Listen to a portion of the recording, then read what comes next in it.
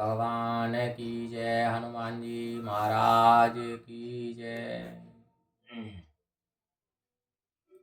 बंदहूँ गुरु पद पदमु परागा और जा बंदहूँ गुरु पद पदमु परागा सुरचि सुवास सरस अनुरागा अमय मूरे माया चूरन चारु समन सकल भव रोज परिवारु।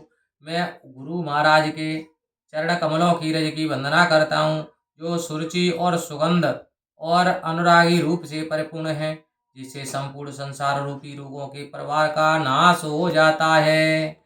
सुकृति संबोतन विमल विभूति मंजुल मंगल मोद प्रसूति जनमन मंजु मुकुरो मलहरणी किए तिलक गुण गणवश करणी। गुरु के कमल रूपी चरणों की वह रज पुण्यवान रूपी शिव जी के शरीर पर लगी हुई है।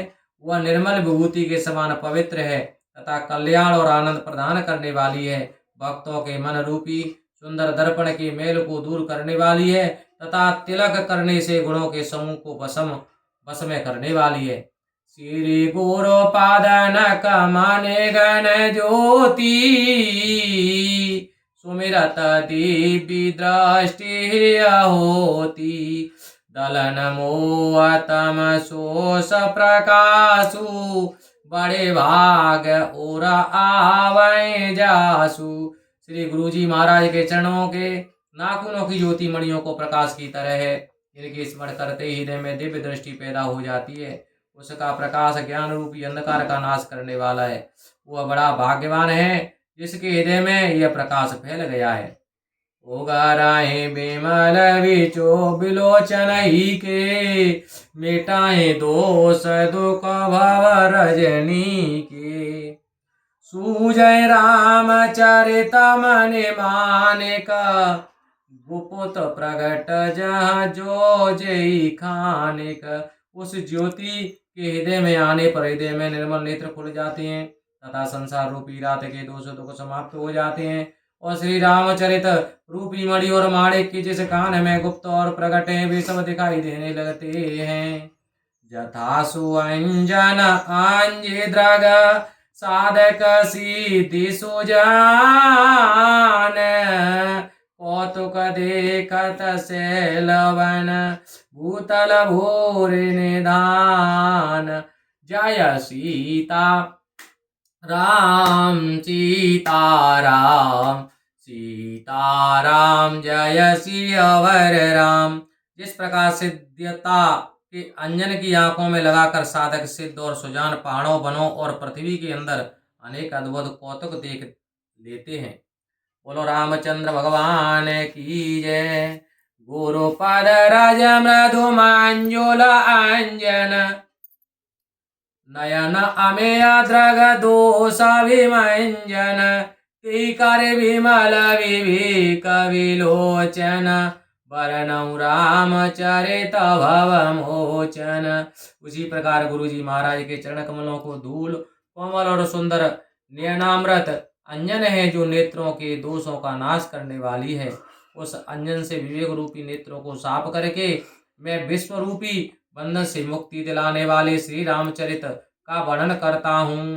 बंदहूँ प्रथम महीश्वर चरणा मोह जनित संशय सवहरना सुजन समाज सकल गुण खानी करऊ प्रणाम सप्रेम वखानी। प्रथम पृथ्वी के देवता ब्राह्मणों के चरणों की वंदना करता हूँ जो मोह को उत्पन्न हुए सब संधियों को समाप्त कर देते हैं। इसके बाद समस्त गुणों की खान संत व सज्जन समाज का मैं प्रेम सहित सुंदर वाणी में प्रणाम करता हूँ। साधु चारिता शोभा चारिता का पासु निरस विषाद गुना माया फल जासु जो सही दुख पर छिद्र दुरावा बंदनीय जेई जग जस पावा। संतों का चरित्र कपास के समान शुभ होता है। कपास का फल नीरसोज्ज्वल और गुणवान होता है। संतों का चरित्र भी कपास के समान नीरसोज्ज्वल होता है। तंतुओं की तरह ही वह सद्गुणों का भंडार होता है। संत स्वयं दुख उठाकर दूसरों के दोषों को ढकते हैं, इसी कारण भी संसार में वंदनीय कीर्ति पाते हैं। मुद मंगलमय संत समाजू, जो जग जंगम तीरथ राजू। राम भक्ति जा सुर सरिधारा, सरसई ब्रह्म विचार प्रचारा। संत पुरुषों का समाज आनंद देने वाला और कल्याण करने वाला होता है। यह समाज संसार में चलता फिरता तीर्थराज प्रयाग है। उस संत समाज रूपी प्रयागराज में राम भक्ति रूपी गंगा जी की धारा प्रभावित होती रहती है तथा ब्रह्म विचार का प्रचार सरस्वती जी हैं। ब्रह्म विचार का प्रचार सरस्वती जी हैं। विधि निषेध माया काले मलहरणी, कर्म कथा रविनंदन वरणी।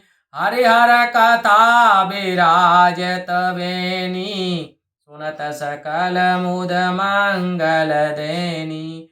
विधि तथा निषेध रूपी यह करो यह न करो रूपी कामों की कथा कलयुग के पापों को हरने वाली सूर्य की पुत्री यमुना जी हैं। भगवान विष्णु और भगवान शंकर जी की कथाएं त्रिवेणी रूप में सुशोभित हैं, जो सुनने से आनंद दे